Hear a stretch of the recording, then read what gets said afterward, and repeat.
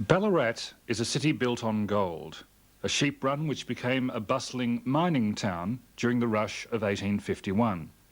Motion pictures only recorded the swan song of this Australian gold rush.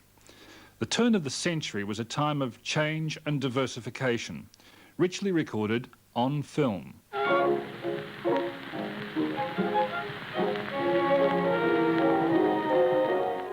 May 1901, time of federation. The Duke and Duchess of York, later King George V and Queen Mary, visit Melbourne to open Australia's first federal parliament. Our first permanent film unit was there to record the event, the famous Salvation Army Limelight Department. They'd just completed a religious epic called Soldiers of the Cross, and one of their cameramen was soon to shoot the first film of Ballarat. Ensign Sidney Cook, a Salvation Army film projectionist by night, and a cameraman for the Victorian government by day. Our royal guests visited Ballarat on May the 13th, 1901, looking over the South Star mine and laying the Boer War Monument's foundation stone at the corner of Sturt and Grenville Streets. Cook filmed the event, our oldest glimpse of an Australian provincial city in motion. The monument's no longer on this site at the bottom end of Sturt Street. The rival councils of Ballarat East and West arranged this ceremony near their municipal boundary. But after 5 years of further bickering, the Boer Soldiers Monument was moved up to its present site outside the town hall. Council competition promoted civic progress, recorded by Ballarat's first feature-length film in 1907. Two bicycle mechanics from Carlton, Charles and Arthur Cornwell, teamed with a Ballarat hotel owner named Con Burrow to bring this historic event to life on film. The gold rush scenes were shot at the Ballarat suburbs of Canadian and Little Bendigo. These only survive as copyright registration clips. The stockade, coaches reaching the diggings, and scenes in a hotel. The 1907 Eureka Stockade film concluded with a documentary tour of Ballarat just a half-century after the rebellion. And through the courtesy of the private collector Philip Grace, we're able to show you these surviving sequences. The north side of Bridge Street, now the pedestrian mall, heading west to the beginning of Sturt Street, Saturday, September 28th, 1907. We're standing on a flat truck pushed along by one of Ballarat's newly installed electric trams. Mr. Twentyman's draper's shop, William Bennett's jeweller's shop with Ballarat's largest selection of clocks. The gap in the buildings is the bridge over the Yarrawee Creek, which gave Bridge Street its name. The General Drapery Arcade of James Tyler, with its surprising glass advertising hoardings. And here, Bridge Street opens into the wide expanse of Sturt Street, the post office tower in the distance. Over on the north side of Sturt Street are the offices of Ballarat's newspapers, the Star and the Courier. These electric trams replaced the earlier horse trams 2 years before this film, August 1905, and that little tram shelter dominated the bottom end of Sturt Street for many years. The south side of Sturt Street was intended to impress people with its evident wealth and permanence. It still does. The photographer Richards recorded Ballarat's inhabitants in a way that only this movie camera of Charles Cornwell could rival. Sutton's imposing music store. In 1890, the inventive Henry Sutton devised but never constructed a system of television. Albert Street, the gap now filled by the Tourists' Information Centre. Carline's Hotel, demolished long since. The Carlines eventually helped to introduce the new jazz music to Melbourne in the 20s. The imposing building with the arched entrance is the Mechanics Institute, a reminder of a 19th century system of adult education. Lydiard Street's coming up now, the London Chartered Bank, later the Commonwealth Bank, demolished in 1966, and the familiar National Mutual building across the street. Sturt Street from the Town Hall, the newly completed South African Soldiers Equestrian statue a little to the left of centre, without the bronze nameplates which adorn its base today. You'll see those tablets unveiled in a later film. This is a grand parade of Ballarat's 300-strong military force, the 7th Australian Infantry Regiment, led by Colonel A.W. Bennett. 3:30 p.m. on Saturday, September 28, 1907. A patriotic and loyal conclusion to the first film version of Eureka Stockade. Not surprising when you consider that the film's director, Con Burrow, was a former Grenadier Guard with 21 years on active service. By 1907, at the age of 50, Burrow was enjoying his military retirement as the licensee of several Ballarat hotels, using leisure projects like this film as an excuse to advertise his old army friends. Only 7 years later, these volunteer soldiers were sent to the greatest Holocaust the world had ever seen. Many of them didn't return from the conflict. Cameraman Charles Cornwell was a bicycle mechanic, and he also made advertising capital from the film by showing Ballarat transport before the general introduction of motor cars.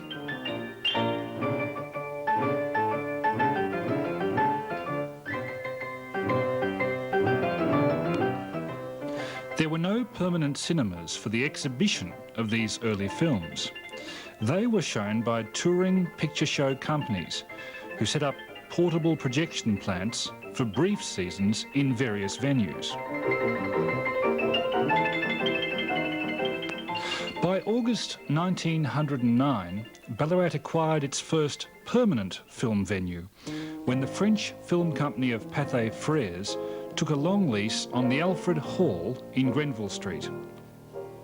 It had been built in just 6 weeks for a royal visit back in 1867, right over the Yarrawee Creek, another result of the squabble between the councils of Ballarat East and West, which led to this important building being erected on their joint boundary. René Tourneur, Pathé's Ballarat operator, commissioned a 40-minute documentary on the city, Pathé's Living Ballarat. The surviving sections of the film take us from Taylor's Jetty on a paddle steamer tour of Lake Wendouree on the blustery Sunday afternoon of March the 26th, 1911. The scene was described in the Ballarat Evening Echo, and I quote, "The cameraman, Mr. Damon, together with Mr. René Tourneur of Pathé Pictures, were kindly granted the use of the steamer by Mr. Bob Taylor. They cruised across the lake surrounded by manoeuvring craft.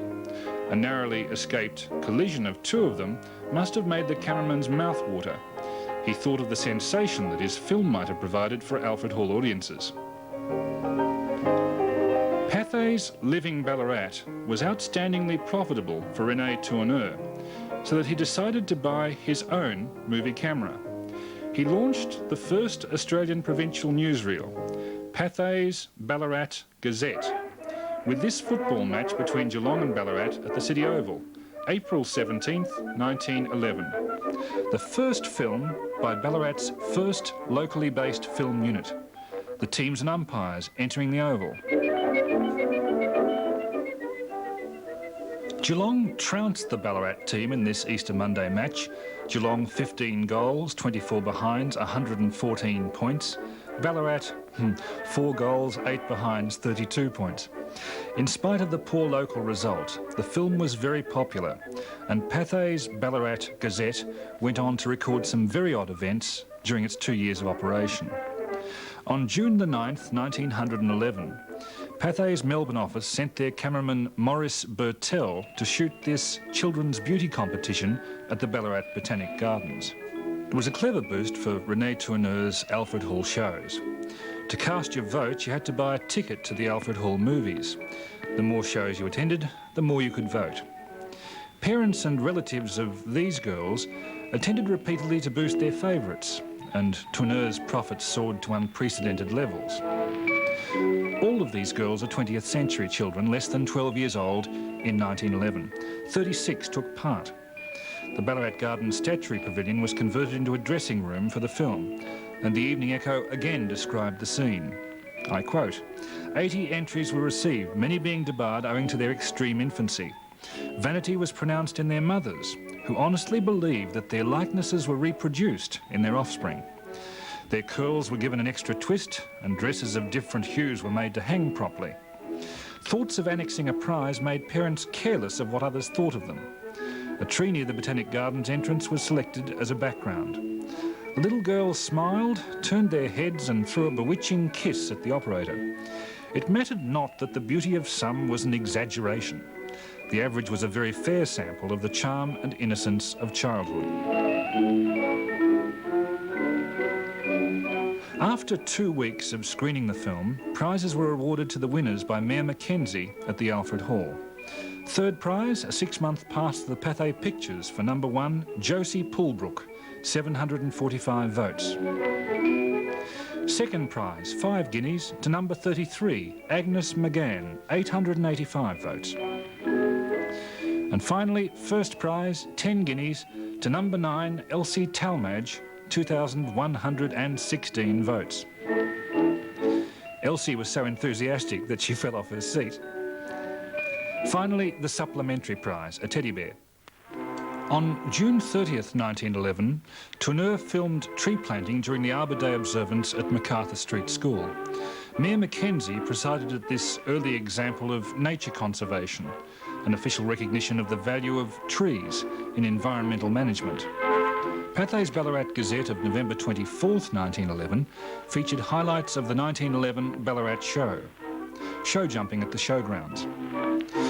If you look closely at the left, you'll see that Tourneur took care to line up the poster for his Pathé picture show in his shots, knowing that his bosses in Melbourne and France would see the evidence of his enterprise when the film was syndicated. He understood the value of advertising on the grandstand, in the films and in the newspapers. Detailed accounts of his filming appeared in a long-defunct newspaper called the Ballarat Evening Echo. That's how we know that this film of the unveiling of the bronze name tablets on the base of the Boer War monument took place on February 3rd, 1912. The statue was originally unveiled in November 1906 without any list of the names of the Boer War veterans. This ceremony corrected the original oversight. The Governor-General Lord Denman, himself a Boer War veteran, officiated at this second ceremony in Sturt Street. Ballarat's Mayor Barker, Alfred Deakin and Sir Alexander Peacock, a former Victorian Premier, were also present. Another celebration, Lake Wendouree, March 2nd, 1912. Decorated floral boats entered in the 1912 Ballarat Regatta, similar to the floral boats of Melbourne's Henley on Yarra Festival before 1939.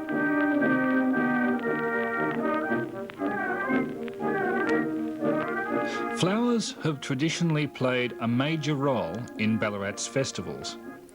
The Begonia Festival of today carries on the tradition of Ballarat's Centenary Floral Festival of 1938, which we'll see in a later film.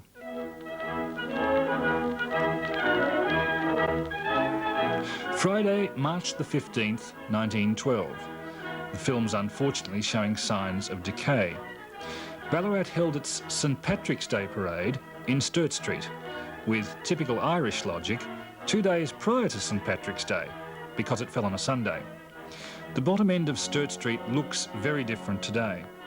Bridge Street, now the pedestrian mall, stretches away from us on the right. Cowdell, Tonner and Ellis's drapery has long since been replaced by the plain facade and clock of the Norwich Plaza. Just out of sight, down Grenville Street on the left, was the Alfred Hall, where these Pathé Ballarat Gazette newsreels screened. The parade's a good indicator of the copious Irish immigration which followed the gold rush. Students of local Catholic schools and Ballarat's Catholic church congregations.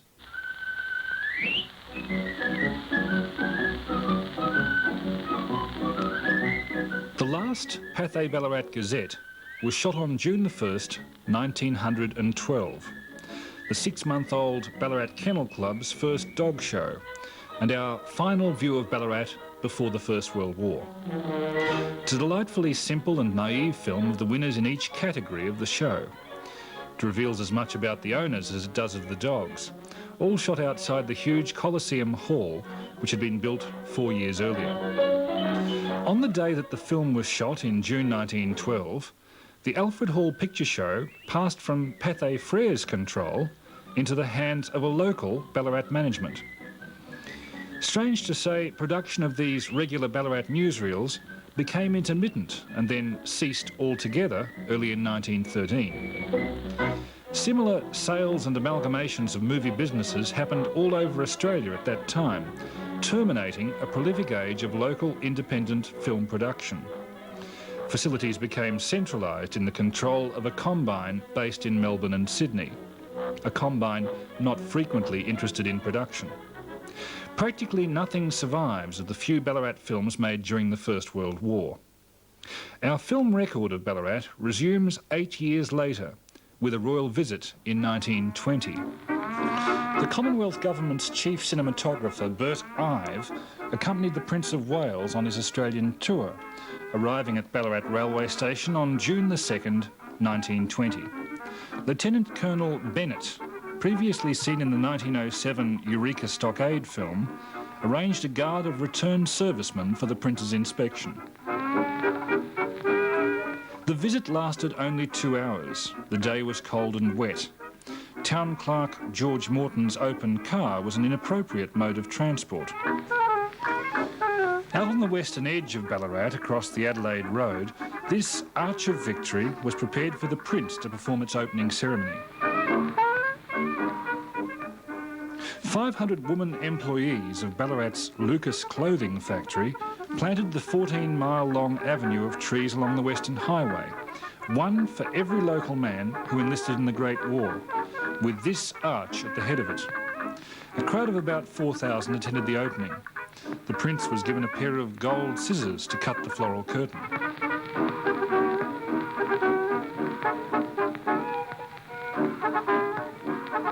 E.H. Price, Mrs. Tilly Thompson and Mrs. Lucas of the Lucas Factory then arranged a presentation. Tilly Thompson gave him a set of embroidered silk pyjamas. Every girl in the factory had sewn a stitch in the finished product. The 2,000 girls cheered and Prince Edward looked suitably embarrassed.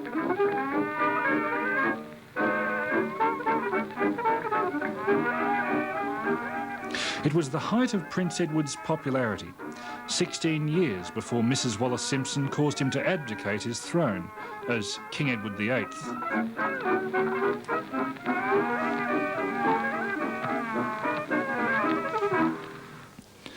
And now let's look at a completely different aspect of Ballarat life, this time in 1924. State School number 2022, MacArthur Street, established June 1878. Melbourne-based filmmakers used schools as a subject to drum up theatre patronage from the parents of the kids. This school had been overcrowded and under-equipped until 1916, when a new wing was built at the western side of the original building. It was now a source of pride, considered worthy of exhibition on film. Until the 1960s, the taking of a British Commonwealth Oath of Allegiance was accepted as an essential part of morning assemblies. It was a part of the ritual and formality of the period. One wonders what modern kids would make of all this, the world of a generation who are now in their 70s. Mr. Clarkson was the headmaster of MacArthur Street School for many years. He had a reputation for severity. Children marched into school in the mornings. Discipline, conformity and orderliness, the imposed values of a generation. 20 years later, many would march again, that time across Europe, through the deserts of North Africa and through the jungles of New Guinea. The war.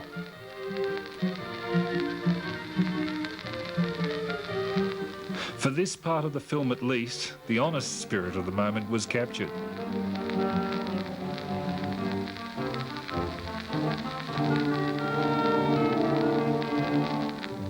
On the northwest corner of Havelock and Norman Streets, near the new cemetery, this pine plantation was established as an educational exercise for the children. Our forefathers weren't quite as insensitive towards nature conservation as some would have us believe today.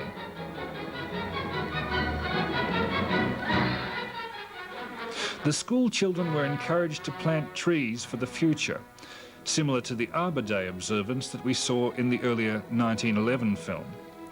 At that time, timber getters employed selective logging, nowhere near as environmentally damaging as the clear felling for wood chip, which invites political conflict today. The school made a good investment in this plantation.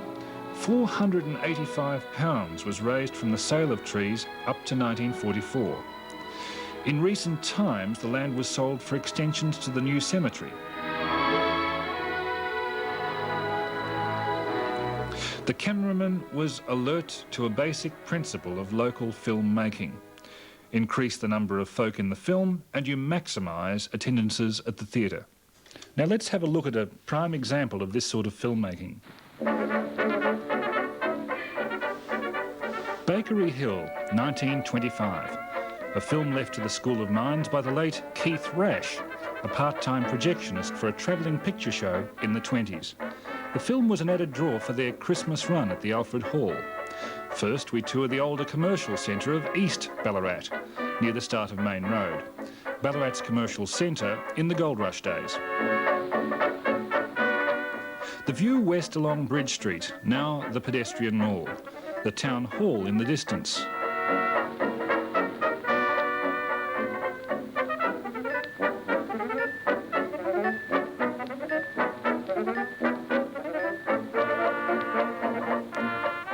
Sturt Street from Grenville Street, the modern commercial centre. The courier office on the north side of the street, only months after they took over their competitor, the Ballarat Star. And now the south side of Sturt Street, panning past the town hall to the post office, Lydiard Street.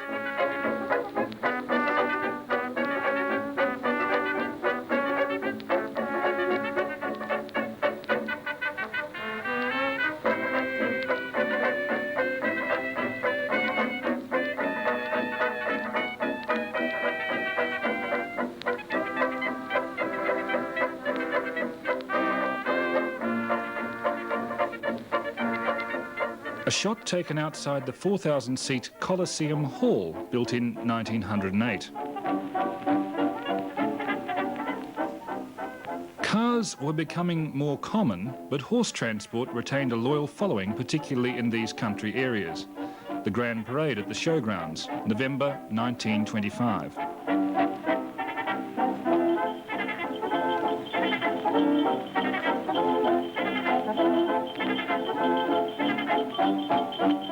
This was partly a competitive exhibition, partly an exchange of information and ideas, mostly an enjoyable excuse for a get-together in the sun after the grim days of the Great War.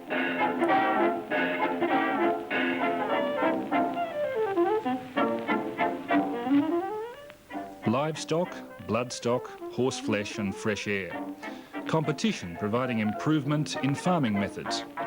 Better yields, faster horses, more efficient methods. It all began here.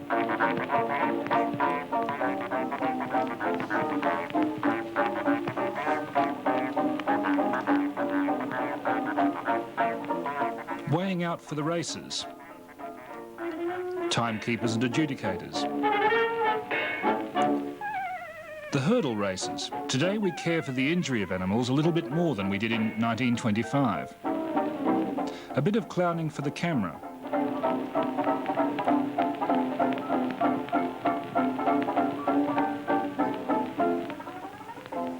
And a prize horse on show. The mechanisation which made the Great War such a horror was now making the peace more profitable. The 20s are memorable as a period of rapidly advancing technology. Muscle power was replaced by steam, petrol and electricity.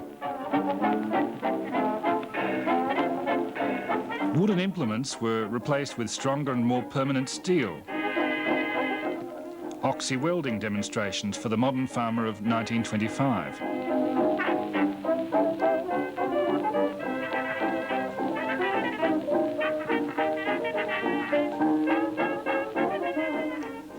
Arabian dancers.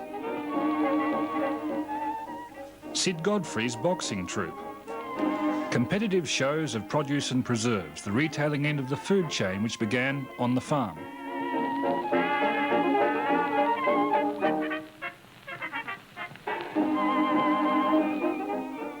Leaders of the community on the steps of the town hall.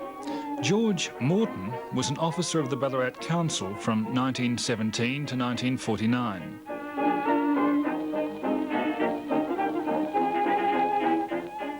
The well-known Botanic Gardens gates.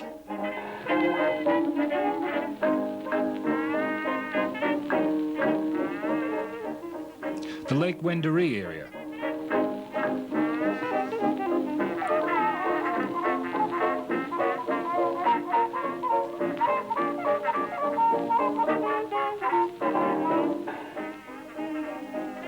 This gem picture show exhibited films in Ballarat's smaller outlying halls, generating their own power with a petrol engine mounted on a truck.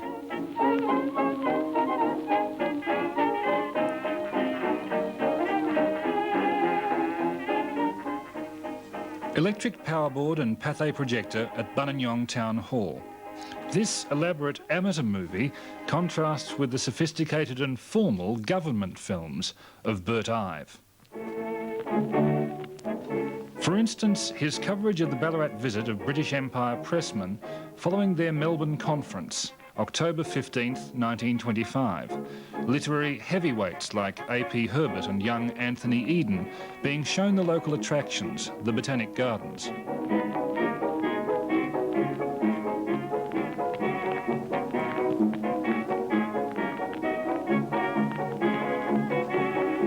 This gave Bert Ive a good excuse to advertise Ballarat on film. The Statuary Pavilion, a gift of the former miner James Russell Thompson in 1888. Its centrepiece, the Flight from Pompeii, a design by Benzoni, sculpted by Charles Francis Summers, a Victorian.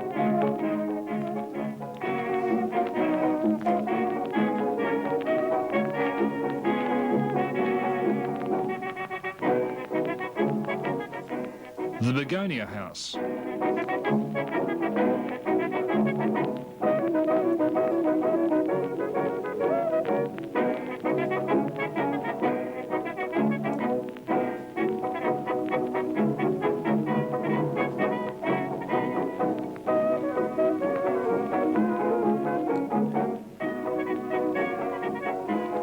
A visit to the Eureka Stockade in 1854, the site of Australia's only armed rebellion. Viscountess Burnham on the right with the fur collar, President of the Society of Women Journalists.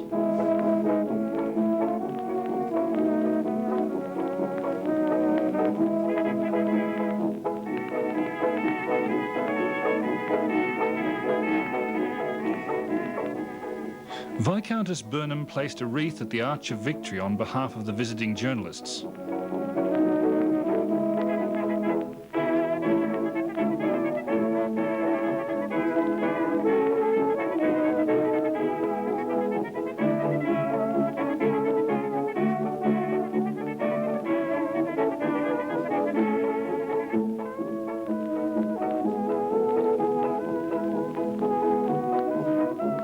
The war was only 7 years before this, a war of recent and grim memory. Many of those present had lost sons, brothers, husbands or friends. After lunch, a visit was made to the Moorabool Reserve, where afternoon tea was provided by Mr. and Mrs. Braun.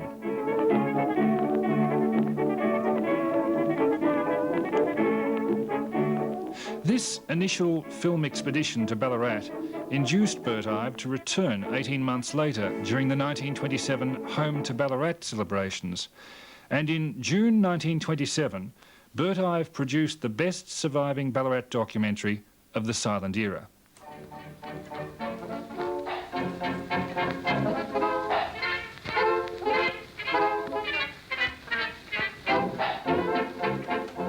From Black Hill Lookout, looking west down MacArthur Street towards Lake Wendouree, the mining dumps of Black Hill are unrecognisable today, covered with pine plantations which obscure most of this view.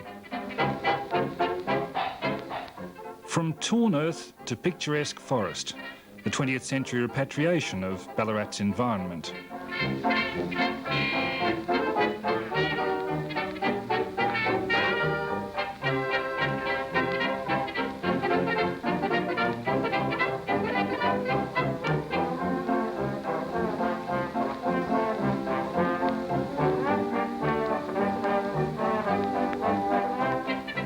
The 1927 Home to Ballarat Festival, which inspired this film, also resulted in a commemorative song.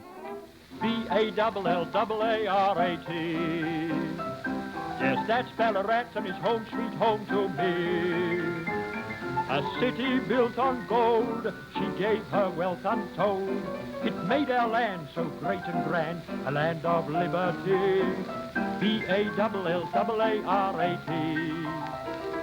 Her name is enrolled on the fame of history.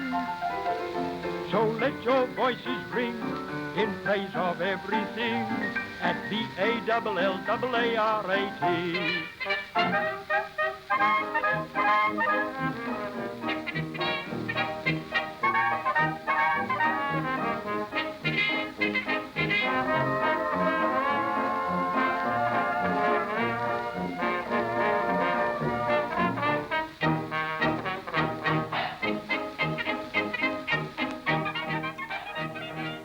Ballarat Town Hall. Electric trams served commuters from 1905 until their removal in 1971.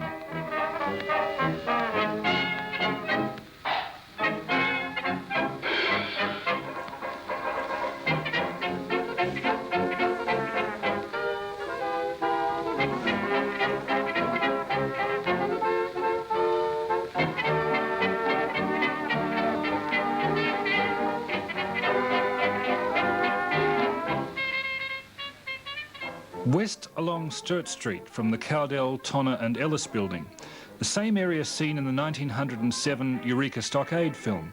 An interesting comparison.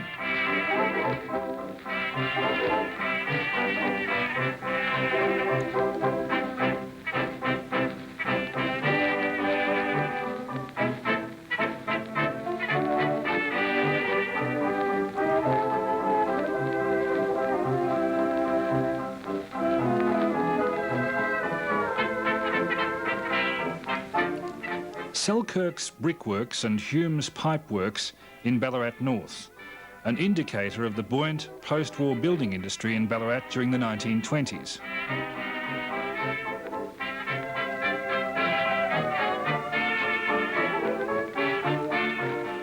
And the rich pastoral country surrounding Ballarat, which remains as a foundation of Ballarat's prosperity today.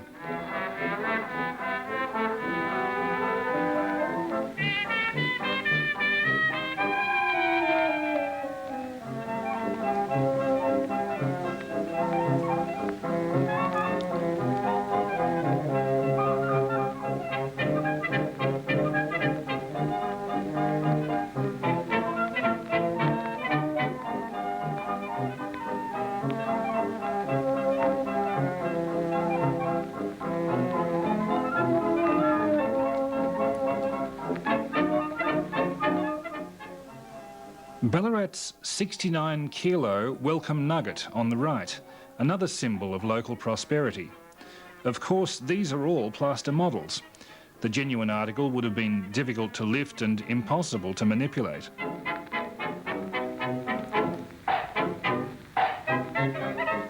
The welcome nugget, found at Bakery Hill on June the 9th, 1858, the biggest lump of gold that the world had ever seen.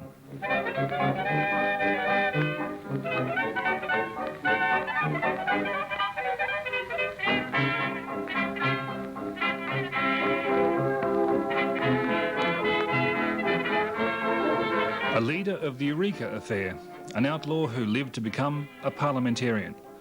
Peter Lawler's statue of 1893 stands in Sturt Street, opposite St Patrick's Church.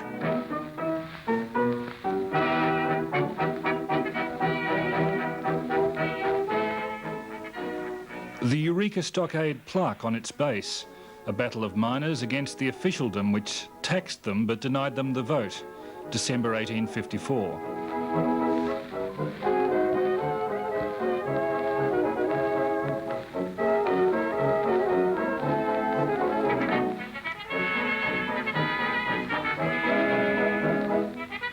A significant inducement for British immigration. The Sebastopol sewage works, opened in 1921, real evidence of civilization.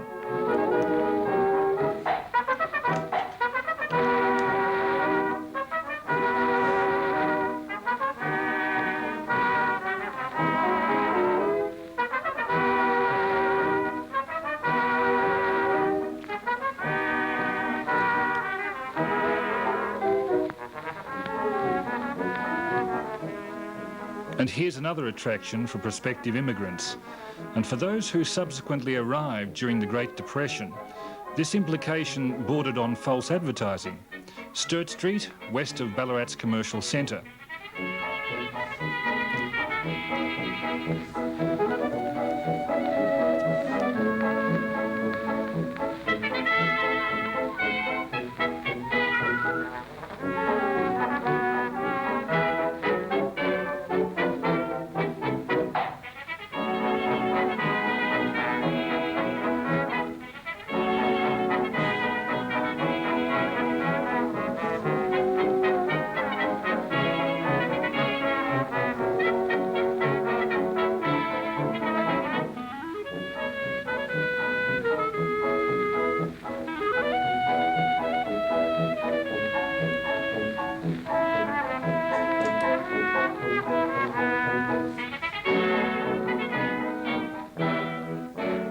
Sewage, housing and water resources.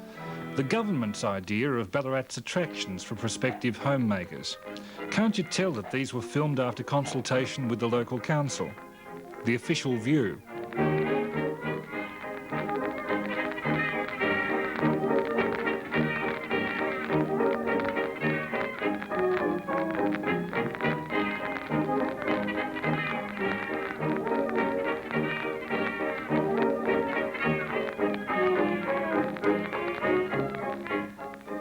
After the tension and anxieties of war, the 1920s were a boom period for the restful pursuit of golf, a more mature and less vigorous game than football or cricket.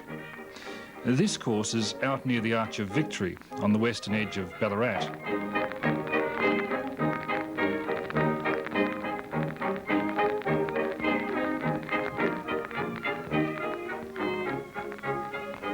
The first Australian Women's Golf Championship took place in 1894, but these ladies obviously weren't present. Here's a demonstration of divot bashing.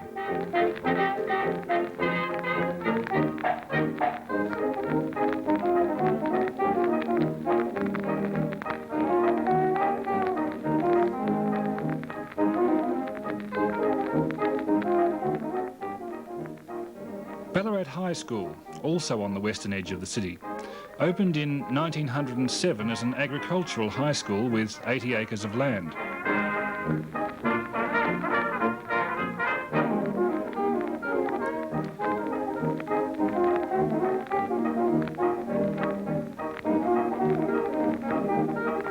For 100 years, this orphanage in Victoria Street was one of Ballarat's most impressive buildings.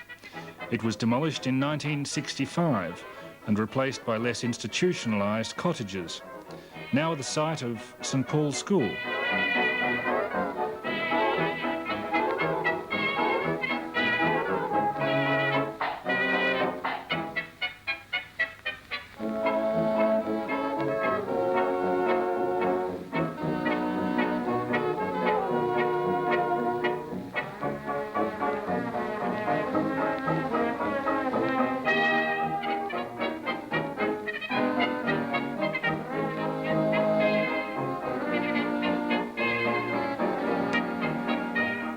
The gold rush established Ballarat, but the pastoral industry maintained it. Homesteads surround Ballarat, a relic of the days when Australia rode on the sheep's back. Western Victoria produced most of the state's wool clip in the 1920s, and Ballarat was the gateway to the region.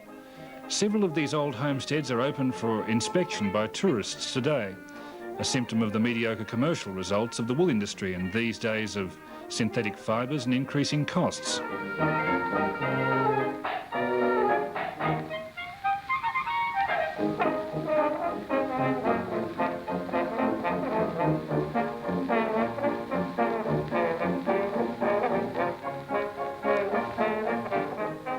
Stiffy and Moe, the weed cutter paddle boat on Lake Wendouree. The lake, originally known as Yule's Swamp, was constantly plagued with waterweed which obstructed tourist boats and other aquatic sports. Today, with constant water supplied from other Ballarat reservoirs, the lake and adjacent botanic gardens form the most picturesque of Ballarat's recreation areas. A haven for swans, stocked with 15,000 fish, a rowing course of Olympic standard, the shores planted with deciduous trees which mark the passing of the seasons. The 1920s were a time of rapid technological change: radio, synthetic fibres, aviation. The West Ballarat Common near this lake became an aerodrome at the end of the decade.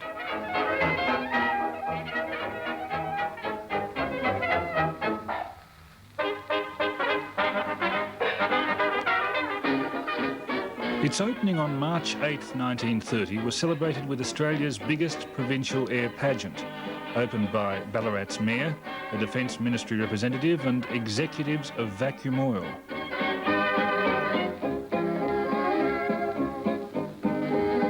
Aviation's advantages were demonstrated by the delivery of these Melbourne Heralds, sold at the Ballarat Aerodrome less than an hour after they were printed.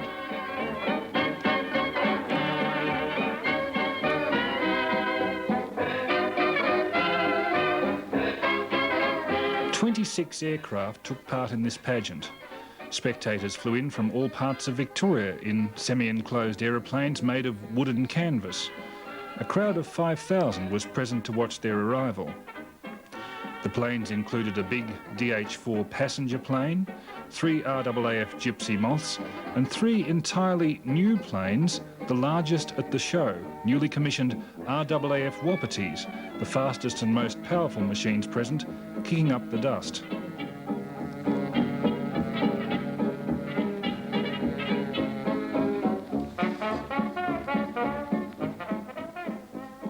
Some engines were reluctant to start on this chilly autumn afternoon. Shouts of "put a penny in it" and "get a horse" didn't deter the ground crews.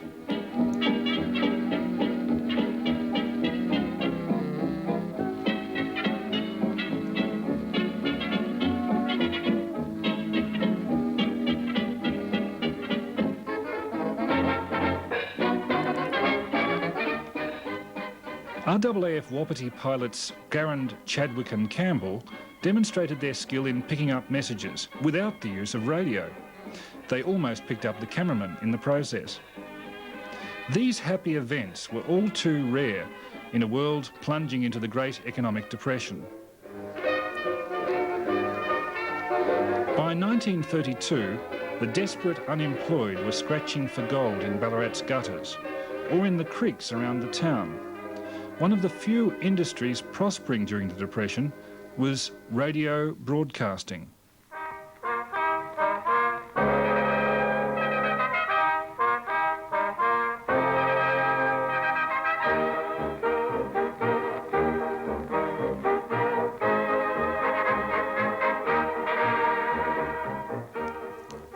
"3BA opened in 1930. Its chief engineer, Warren Wilson, had the money to shoot these amateur films as a result. This record of the station in 1935 demonstrates his skill as a radio engineer and filmmaker. Australia's professional sound newsreels were unavailable for this program. As you'll see, advanced amateur movies provide an excellent alternative pictorial source, superior after 1935 through the early use of amateur colour film. Professionals rarely used colour before the 1950s.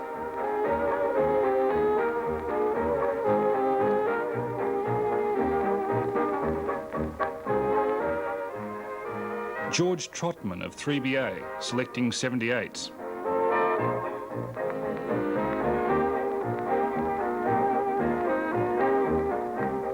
Uncle George and Auntie Leela Lake, the 3BA Bluebird session, running through children's letters and performing live music. Broadcasting provided a focus for community cohesion and identity, which was impossible through any other medium.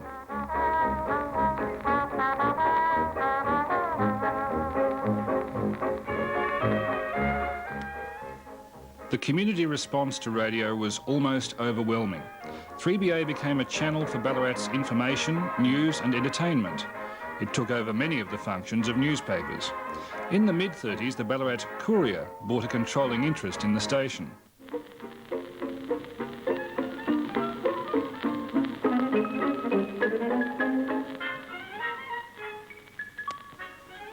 Engineer and filmmaker Warren Wilson energises the transmitter of 3BA and takes us on a tour of their technical plant in the days of steam radio.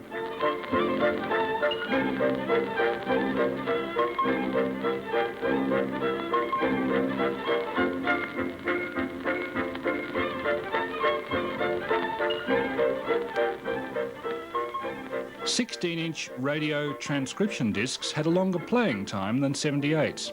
They were the standard recorded program format before magnetic tape.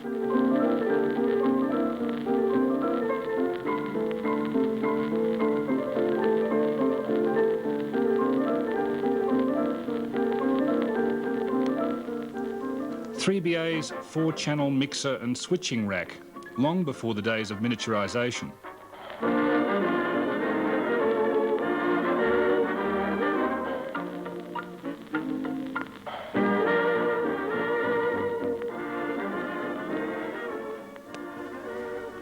Measuring audio level, 1 metre for the entire station.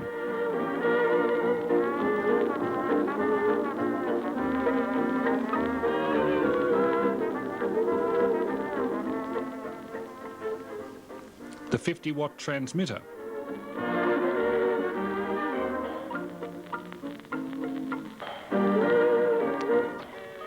And above the building, a 130-foot Oregon mast, swaying in the wind. In the early days of radio, the transmitting aerial was above the studio building as standard practice, but the transmissions frequently got back into the station's audio gear, causing feedback and distortion. It soon became obvious that the transmitter had to be placed away from the studio, fed by a landline. As we'll see, 3BA's remote transmitter was built in 1936 at Raglan, the site still used at the present.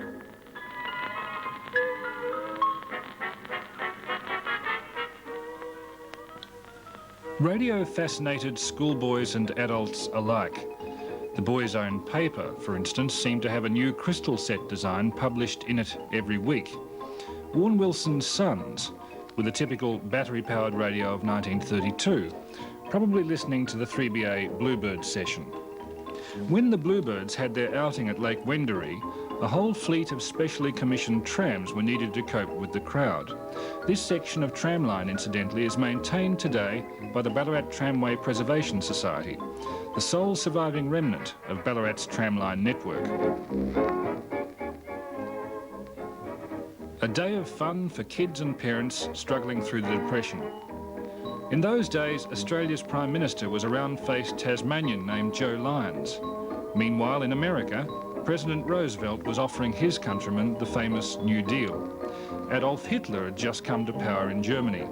But on the shores of Lake Wendouree, all of this seemed remote on a sunny afternoon with friends and relatives from 3BA's listening audience. And with new transmitting facilities under construction, this audience would soon expand.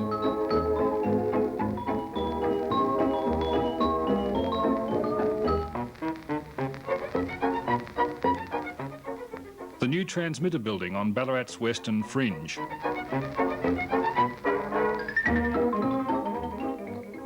An assured supply of electricity with reserve for subsequent power increases.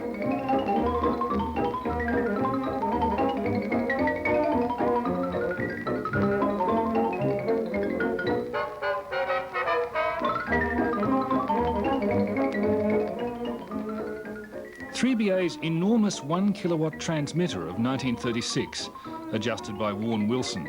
The same facility today could be comfortably accommodated on a desktop. Wilson's intermittent work at this transmitter site left him ample time for editing and completing his extraordinary amateur films.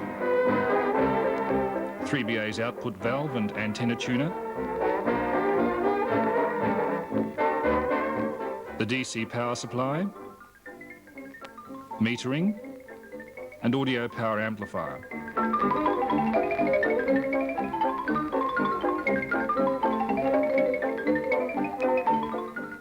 The latest diagnostic aid, an oscilloscope to graphically demonstrate the transmitted waveform.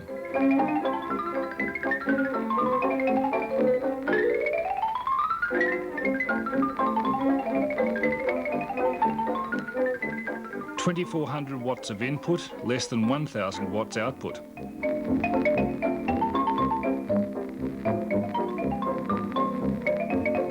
feed from the transmitter to the antenna. Nothing to stop people from electrocuting themselves.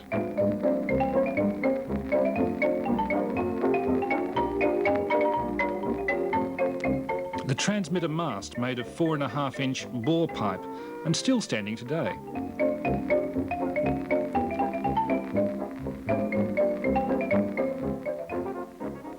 The transmitter earth connection, buried radial wires extending from the base of the antenna.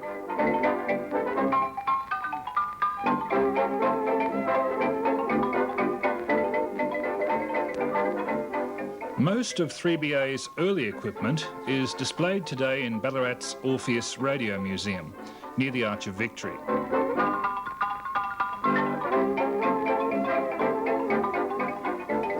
Warren Wilson didn't limit his filmmaking to technical subjects. For instance, the visit of the Duke of Gloucester to Ballarat, November the 1st, 1934. The Sturt Street procession, filmed by Warren Wilson. And then the Duke's visit to the Lucas clothing factory in Doveton Street, shot by another amateur movie maker, Edward Price, the manager of the Lucas factory. Crowds thronged the streets around the motorcade, which included the Duke, the Victorian Premier Stanley Argyle, Police Chief Blamey and Ballarat's Mayor Liederman.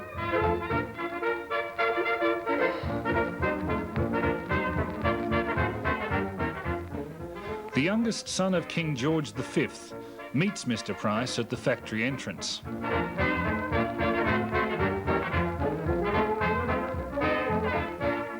And they look down at the converted factory floor of the old Phoenix Foundry building. 11,000 square feet, 200 sewing machines, producing some of Australia's earliest rayon synthetic garments.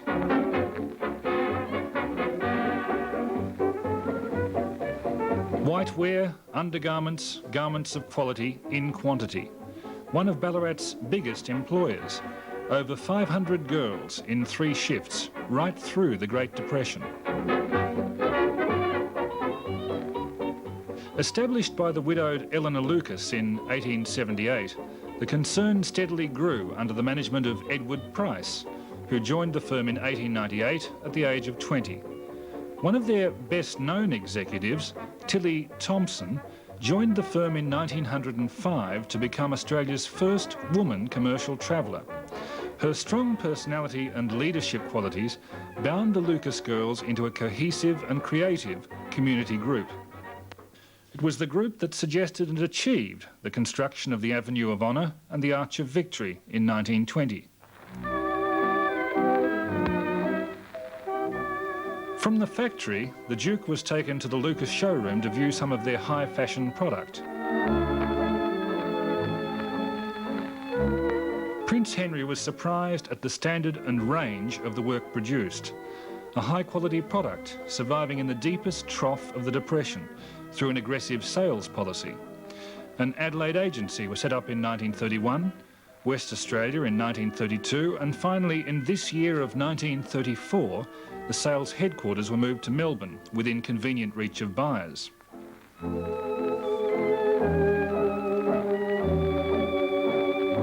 After the show, Prince Henry signed a mortarboard daubed with cement from the foundation stone of the Arch of Victory. As he left the factory, the Lucas girls formed a cheer squad to farewell him on his way to the South Street Band competition at the City Oval, an annual Ballarat event which was discontinued in response to changing tastes and rising costs as recently as 1968. The Prince with J.A. Wilkie, President of the South Street Society. It was a particularly well-attended band contest, coinciding with Victoria's centenary celebrations of 1934. 8,000 people were present to cheer the bands as they weaved their quick-step routines on that spring afternoon. Prince Henry visited Ballarat for just 90 minutes, but with careful planning, the tour exhibited a good cross-section of Ballarat life and industry. The South Street music festivals, apart from the band contests, were held in this enormous hall from 1908 to 1936. It was the cavernous 4,000-seat Ballarat Coliseum, built over the Arrowee Creek like the Alfred Hall.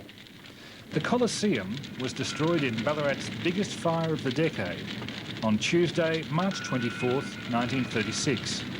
Warren Wilson scrambled down from 3BA to grab these few shots of the building's destruction. £21,000 worth of damage. Gone also were memories of speeches by Sir Alfred Deakin and Sir George Reed, and of patriotic assemblies during the Great War. Said to have once accommodated 10,000 people, the hall was the largest movie venue in Australia for many years, possibly the biggest Australian film theatre that ever existed. It was all over in 1 hour.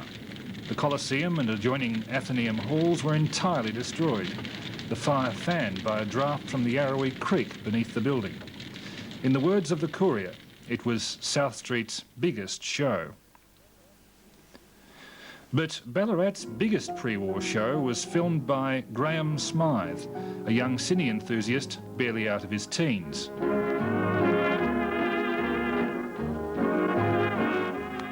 March 1938, a century since Ballarat's first white settler, William Cross Ewell, set up his camp by Lake Wendouree. The city planned a magnificent spectacle for the thousands of visitors taking part in this celebration.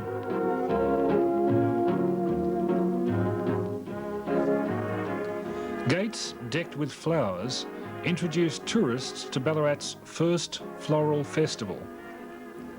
This would transform the heart of Ballarat from its usual conservative greyness into a blaze of floral colour.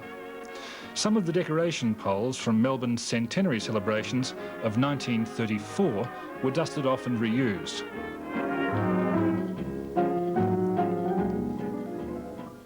The pictorial impact of this floral festival would have been lost in black and white film, so Graham Smythe used a new type of stock, barely out of the experimental stage, Kodachrome colour film.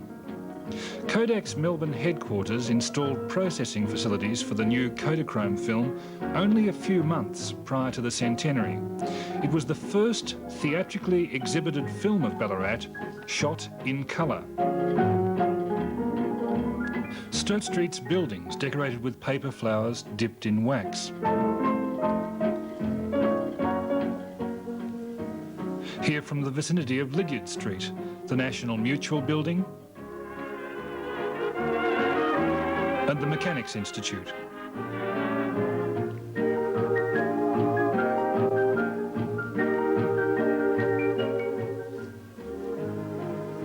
The Commonwealth Bank, corner of Lydiard and Sturt Streets. Hager's Refreshment Rooms, next to Her Majesty's Theatre, Lydiard Street South. The Tram Shelter, corner of Sturt and Grenville Streets. Planter boxes gorged with flowers, lining Sturt Street's pavements. Further to the east, historical transport motifs on the Cowdell, Tonner and Ellis building, corner of Grenville and Bridge Streets. Bridge Street, now the pedestrian mall.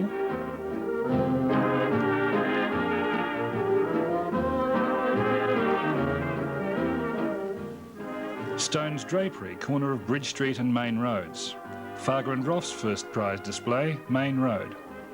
Roff's Menswear, corner of Humphrey and Main Roads. The main arch across Main Road. And the hotel beside it.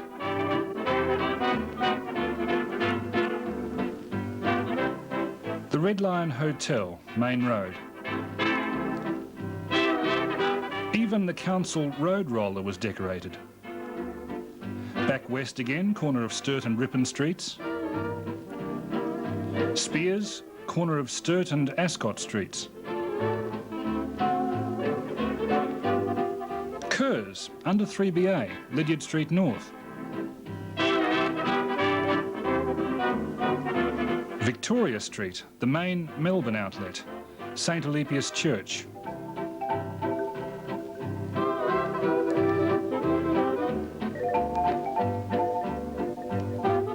The Eureka Hotel in Eureka Street, out east of town, and the adjacent Eureka Stockade Reserve, manicured lawns and flower beds, a far cry from the conflict of 1854 which took place here.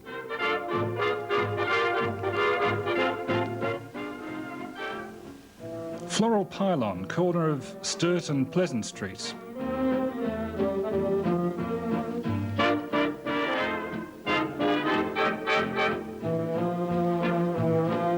Our first view of Ballarat's Botanic Gardens in colour.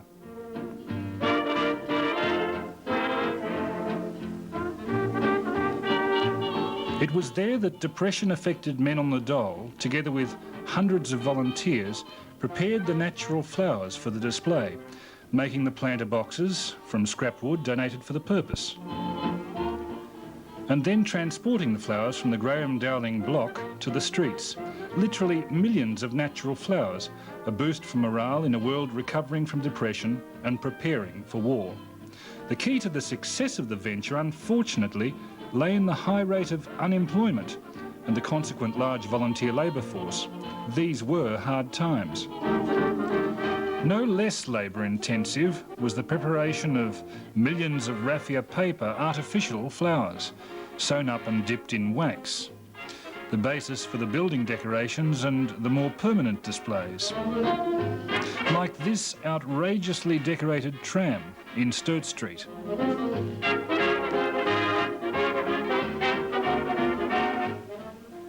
The north side of Sturt Street, opposite City Hall. Lydiard Street North, Goller's Warehouse.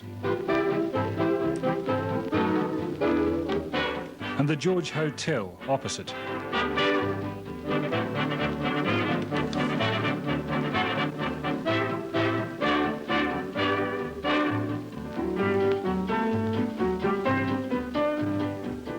The dizzying impact of the festival viewed from the top of Crocker's building in Sturt Street, looking west. A city in the full grip of floral fever.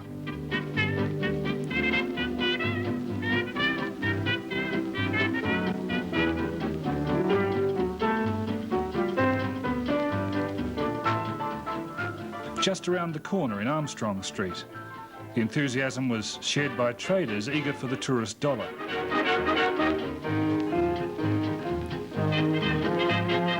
The corner of Sturt and Armstrong Street, now a remainder bookstore. Cameraman Graham Smythe was employed here in 1938. These are Crocker's employees. And the buildings across Sturt Street. Hospital Fundraising Gala Day, March 11th, 1938. Thousands of visitors arrived to view the street processions. Special trains were put on to cope with the tourists at the Ballarat railway station. It was just the boost that a depressed economy needed.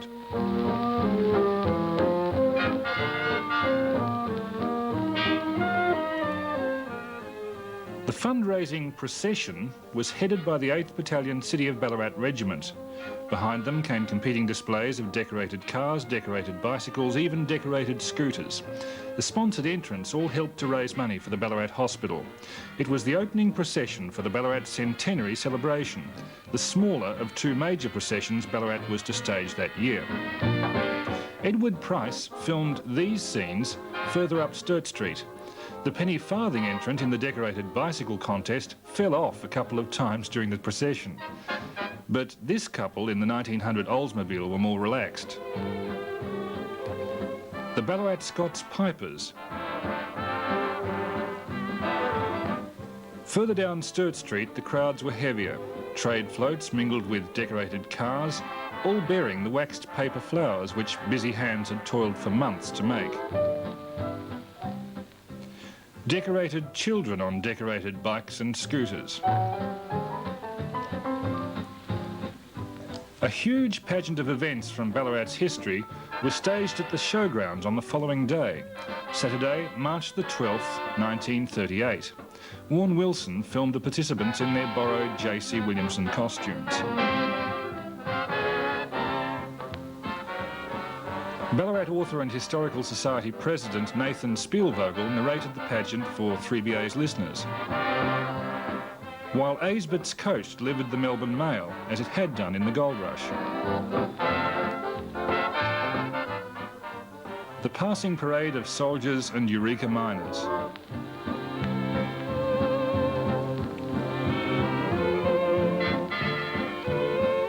Who could have guessed in 1938 that the mining dumps around this Golden Mount pool would one day become the Sovereign Hill Historical Park, one of Ballarat's healthiest money spinners? Other centennial salutes: the arrival of 3 amphibious Seagull biplanes from the Point Cook RAAF base at Lake Learmonth, March 19th, 1938. These were the first seaplanes in the Ballarat district. Learmonth's Gala Day.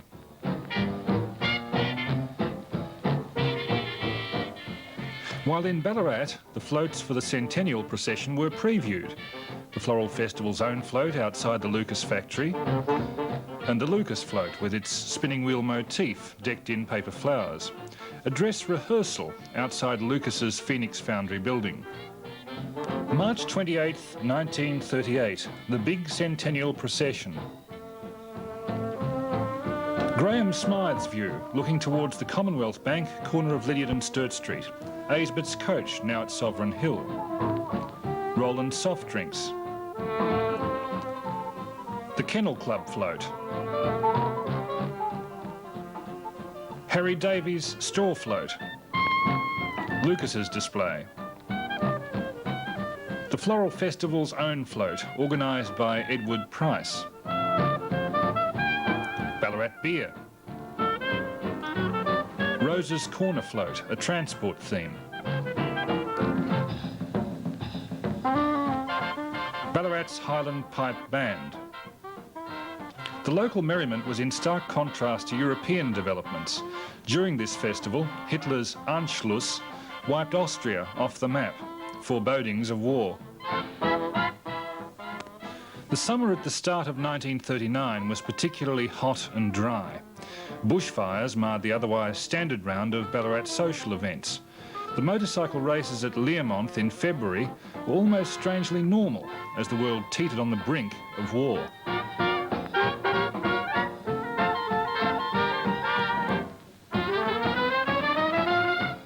In March at the City Oval, the usual fire brigade time trials were run, using the canvas hoses and man-hauled hose reels of the horse and cart days.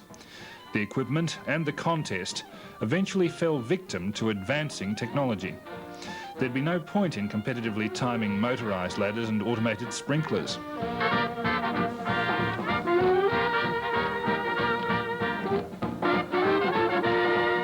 The firemen were involved in the preparation for the second and last pre-war floral festival, East Ballarat Fire Station, and the West Ballarat Station, now an antique store. Decorations more subdued than in 1938. The British Ballarat of the pre-war era, 1939, the last year of Empire spirit in Australia, the last year of peace. As Hitler marched through Europe and Chamberlain vainly tried to pacify him, the Floral Festival seemed strangely out of place.